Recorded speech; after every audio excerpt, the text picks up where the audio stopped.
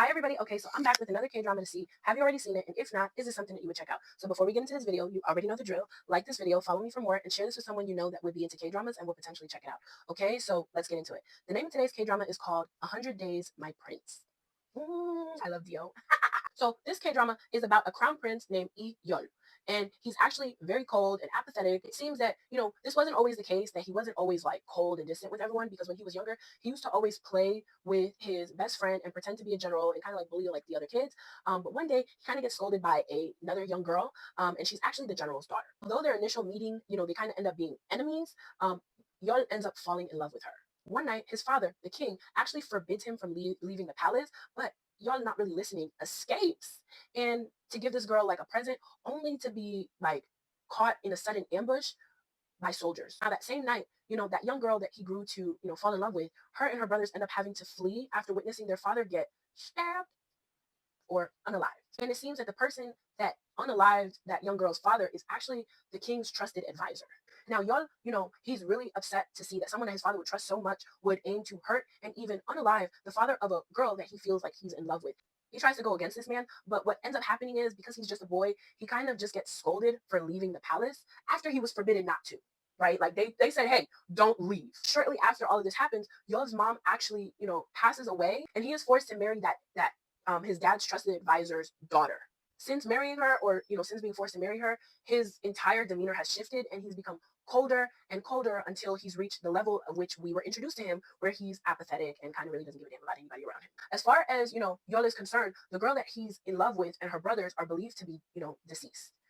But what he's finding is that might not be true, because about 28 years later, this girl is seen to be living in the lower village. So Yol and this girl ultimately grew up never knowing what happened to the other, only recalling that they used to play with each other and they were just so happy. And so neither is aware that one is still alive or where the other one is located. Young Prince Yol has found himself married to that advisor's daughter, and he has no love for her, and he refuses to consummate the wedding because he kind of despises old girl's daddy. And so this is where it gets messy. Now, remember I said that Yola has actually, he despises this girl and he refuses to consummate or have sex in his marriage.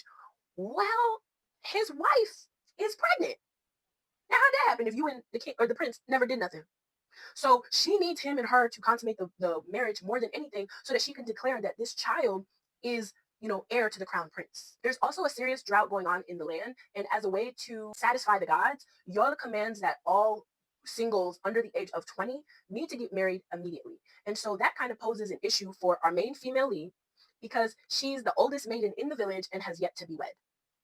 Our girl is steady trying to plead her case, and pretty much she's saying that there's a man from the next village, and his name is Wanduk, and she pretty much promised to marry him, and so she can't get promised just because they're pushing this agenda right now. And the villagers are like, yeah, girl, that's not gonna fly. We don't have time to wait for him to come back from war. The prince said you need to be married, so you're gonna get married. Our crown prince, Yon, he's being forced to go to a rain ritual, and on his way, he actually gets ambushed by a bunch of soldiers dressed in all black. Now, when this goes on, he actually, comes up with this plan that his best friend agrees, hey, we're going to change clothes. Now, upon changing clothes, the plan was going to be that they're both going to flee, but what ends up happening is they attack and unalive his best friend, and our crown prince is injured and knocked unconscious in the bushes. So the soldiers that ambushed him couldn't find him to finish getting rid of him. And so ultimately, as he's out unconscious, he is found by a man who's just out in, I guess, that neck of the woods. And what are the chances that this man would be the one that has adopted and raised his childhood crush? And so this man ends up taking him back. And of course, Yon has no idea who he is, where he is, or what's going on. And this man that has found him in the woods says, hey, this is who you are. Your name is Wanduk. So he gives him the identity of the man that his daughter has been waiting to come back from war to get married. And in doing so, the daughter, kind of reluctant because she doesn't remember what Wanduk looks like, because he went off to war, and I guess this was when they were younger.